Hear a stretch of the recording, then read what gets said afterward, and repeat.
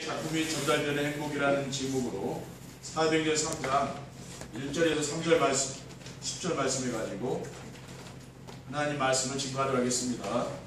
할렐루야. 주위에 계신 성도님들에게 축복의 인사를 하겠습니다.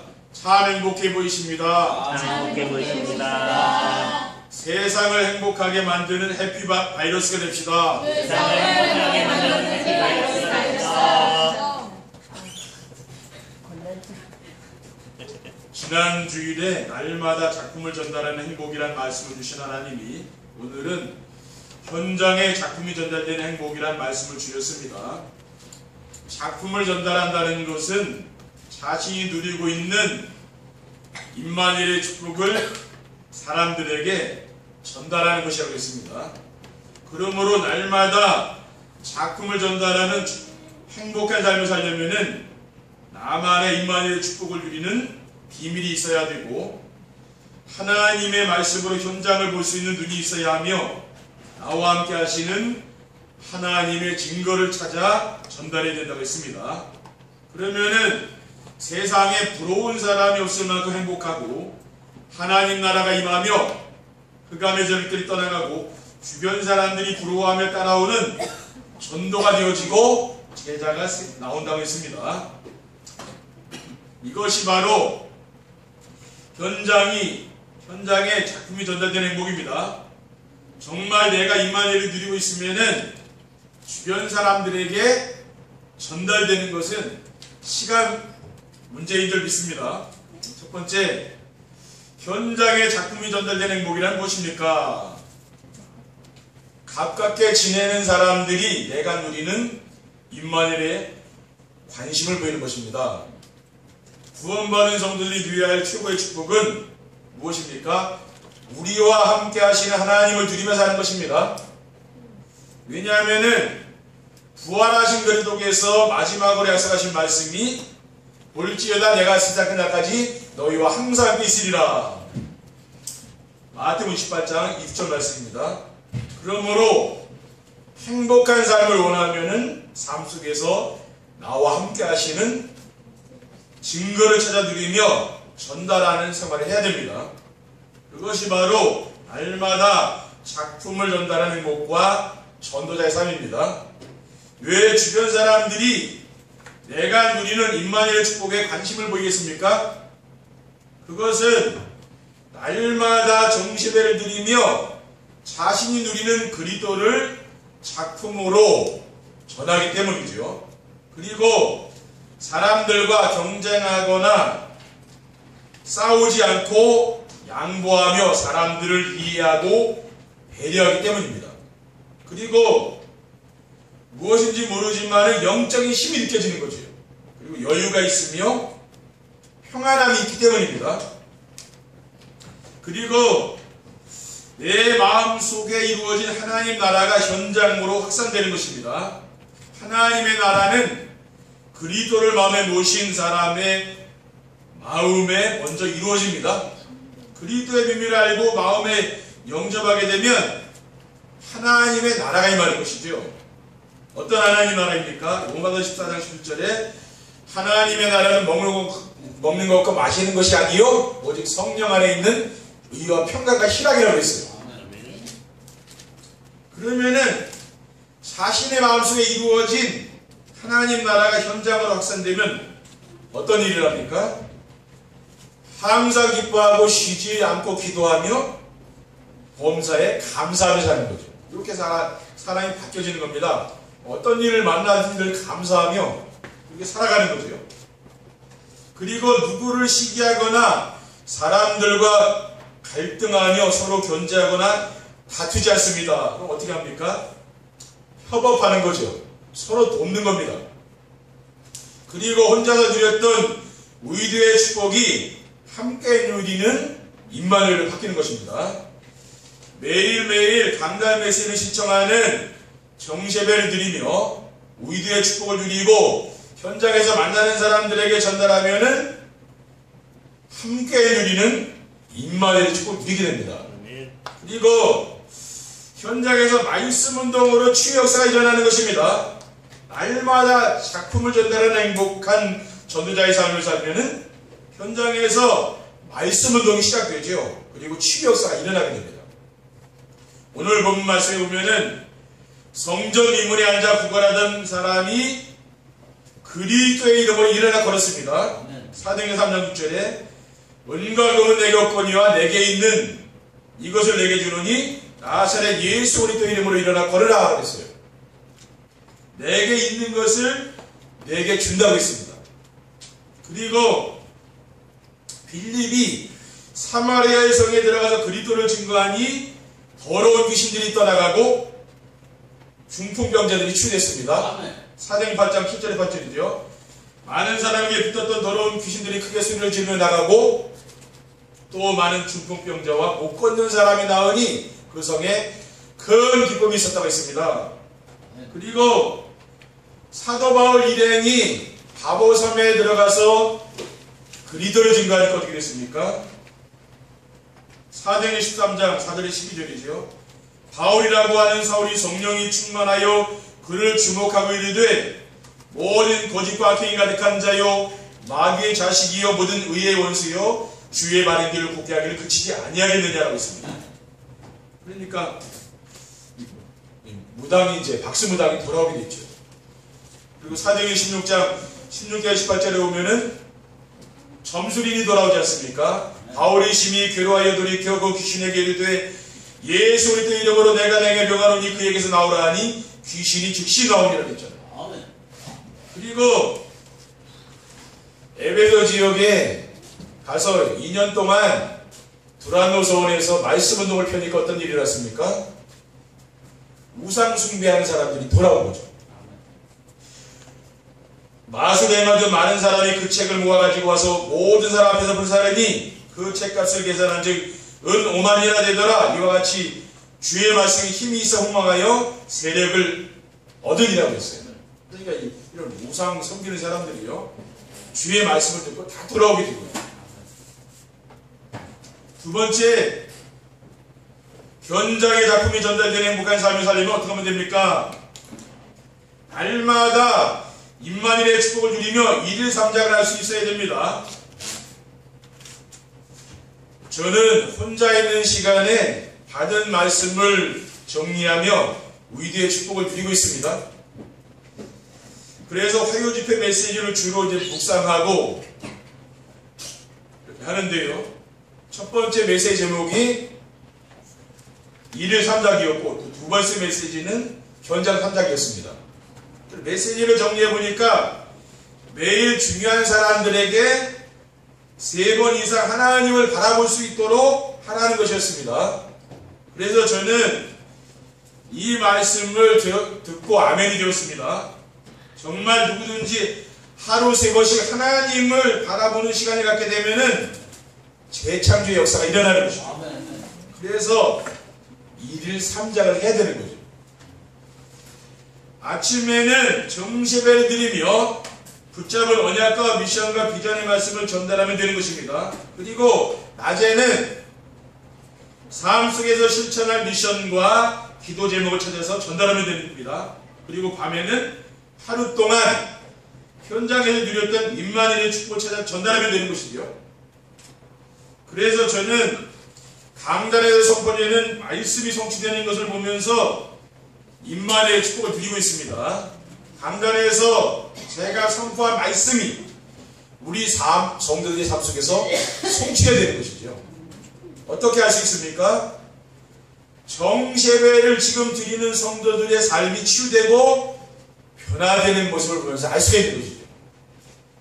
그리고 강단에서 선포되는 말씀을 하나님의 말씀으로 믿고 순종하면 됩니다. 하나님은 전능자죠. 그래서 우리의 도움이 필요하지 않은 거예요. 하나님은요. 그러므로 하나님을 위해서 일을 하려고 하지 말고 말씀 안에서 하나님은 어떤 분이신가를 우리가 알아야 되고 어떤 일을 하고 계시는 분이신지 우리가 찾아야 됩니다. 하나님은 지금도 어떤 분이고 무엇을 하고 계신지 알아야 될 거 아니에요. 왜냐하면은 제가 발견한 하나님은 예배 시간에 선포하신 말씀을 반드시 성취하시기 때문에 그렇습니다. 히브리서 4장 12절에 하나님의 말씀은 살아있고 활력이 있어 좌우에 나선 어떤 건물에 예리하여 혼과 영감이 관절과 곳으로 쫓아 쪼개까지 했다 그랬어요. 그리고 하나님은 예배 시간에 선포되는 말씀으로 기도응답을 주시고 계시기 때문입니다. 요한복음 15장 16절에 너희가 나를 택한 것이 아니요 내가 너희를 택하여 세웠나니 이는 너희로 가서 열매를 맺게 하고 또 너희 열매가 항상 있게 하여 내 이름으로 아버지께 무엇을 구하든지 다 받게 하라고 했습니다.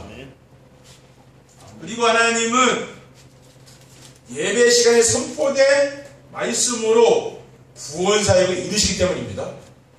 마가복음 3장 13절 15절에 보면은 산에 오르사 자기가 원하는 자들을 부르시니 나왔다 했어요.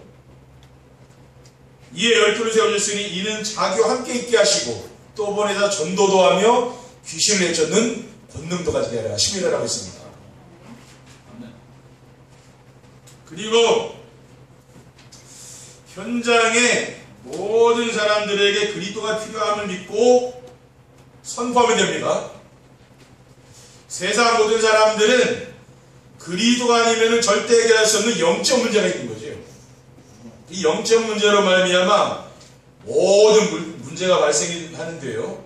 사람들은 모르고 드러난 문제만 해결하려고 합니다.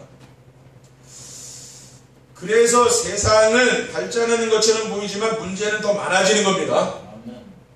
이 영적 문제가 무엇입니까? 창세기 3장의 자기중심, 창세기 6장의 물질중심, 창세기 11장의 성공중심의 삶이죠. 이 함정과 올과 틀에 빠져있는 거예요. 그게 영적 문제죠. 그리고 그리스도의 비밀을 모르는 모든 사람들은 사주팔자 운명에 매여 있는 거죠. 요한복음 8장 44절에 너희는 너희 아비 마귀에게서 났으니 너희 아비 욕심되는 너희도 행하고자 하느니라 그랬어요. 그리고 대부분의 사람들은 해결되지 않는 문제와 상처를 가지고 있습니다. 왜냐하면은 모든 문제는 창조주 하나님을 떠나서 시작된 것이기 때문이죠. 하나님을 만나면 모든 문제가 해결되는 겁니다. 그러니까 왜 이 세상에 모든 문제가 왔습니까? 그런 창조주 하나님이 계신데 그 하나님을 모르고 살다 보니까 거기에서 모든 문제가 왔다고 말이죠. 그러므로 하나님을 만나는 길은 바로 예수 그리스도입니다. 그래서 하나님을 만나면 모든 문제가 해결되는 거예요. 그래서 그리스도는 모든 문제 해결자입니다. 여러분이 이제 그리스도를 믿으면은요 모든 문제 해결되는 거거든요.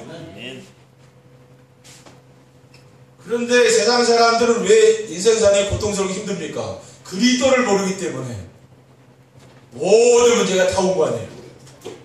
그러니까 자존감이 낮기 때문에 상처와 피해의식, 비교의식, 열등감에 빠져있는 거예요. 여기 빠져서 못 나온다 그 말이에요. 이러한 사람들에게 가장 필요한 게 뭐겠습니까? 그게 바로 그리스도죠. 다른 게 필요한 게 아니에요. 여러분이 현장에 지금 살아가는 사람들에게 필요한 건 그리스도입니다. 다른 게 그 사람들에게 필요한 게 아니죠. 어떤 그리스도입니까? 내가 누리는 그리스도죠. 이번 명절이 이제 돌아오는데 우리가 명절에 사람들을 많이 만나지 않습니까? 근데 보면 그 친척들과 내가 만나는 사람들에게 필요한 것은 그리스도 아니에요. 그러니까 내가 이 그리스도를 누리면은 그걸 보이는 거죠. 그렇죠? 이 그리스도를 진짜 만나면은 인생의 모든 문제 해결되는데 그걸 몰라서 지금 저렇게 힘들게 살고 있구나. 이게 보이잖아요. 그렇죠? 그러니까 전달할 수 있다. 그 말이에요. 세 번째, 현장에 작품이 전달되는 행복한 삶을 살면 어떻게 됩니까? 자신이 먼저 힘을 얻고 치유되는 것을 알 수가 있습니다. 삶 속에서 살아계신 하나님의 함께 하심을 느끼며 그 증거가 전달되는 삶을 살면은 가장 먼저 자신이 힘을 얻고 치유가 되는 것을 알 수가 있습니다. 그래서 저는 조급함이 없어지고 삶의 여유가 생기더라고요. 삶의 여유가 생기니까 어떻습니까? 전에 보이지 않았던 사람들의 영적 문제가 딱 보이는 거죠. 그러니까 영적 문제가 보이니까 뭡니까? 사람들을 이해하고 배려할 수 있게 되는 거죠. 그래서 사람과 갈등하지 않는 그런 상태로 이렇게 바뀌더라고요. 그리고 가정과 직장이 변화되고 삶이 보람있고 행복합니다. 모든 문제의 원인은 뭡니까? 나죠, 그렇죠? 내가 힘이 없고 여유가 없기 때문에 주변 사람들의 말과 행동에 마음이 흔들리고 즉각적인 반응을 보이는 것이죠. 그런데 내가 정말 힘이 있고 여유가 있으면 뭡니까? 이상한 행동을 하는 사람들의 영적 상태가 보이는 거죠. 그러니까 그 사람이 불쌍하게 보인다는 거예요. 그러면서 안타까운 마음이 들잖아요. 그러니까 사람을 이해해주고 자꾸 배려해주게 되는 거죠. 정말 지금 가정과 직장에 꼭 필요한 사람들이 이런 사람이 아닙니까? 그렇죠. 이런 사람이 지금 필요한 거거든요. 우리 성도님들이 이런 사람들이 지금 다 된다는 말이에요. 그러면 어떻습니까? 삶이 보람있고 행복한 거죠. 그리고 교회가 부흥되고 부대들이 서밋으로 서게 됩니다.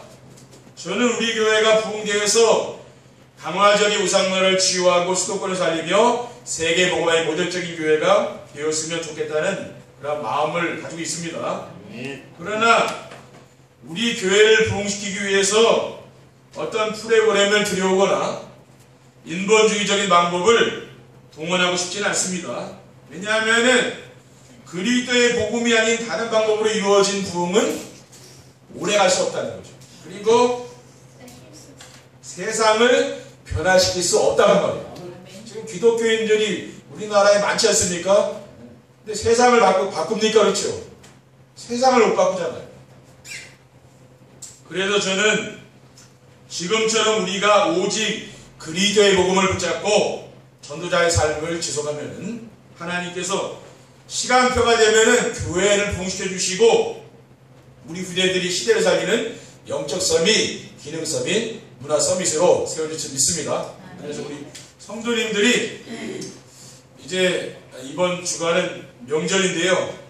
여러분 정말 현장에 작품이 전달되길 바랍니다. 그렇죠? 여러분이 누리는 이 복음이 또 다른 사람에게 전달되길 바랍니다. 그래서 여러분 정말 인생이 가장 행복한 인생으로 변화되는 축복을 누리시기를 주님의 이름으로 축원드립니다. 기도하겠습니다. 사랑의 하나님 감사합니다. 오늘 주신 현장에 작품이 전달되는 행복이라는 이 말씀을 우리의 마음에 담을 수 있도록 도와주시고 정말 우리의 현장에 필요한 이 복음이 전달되는 귀한 축복을 누릴 수 있도록 인도해 주옵소서. 주 예수 그리스도의 이름으로 기도드립니다. 아멘. 찬송한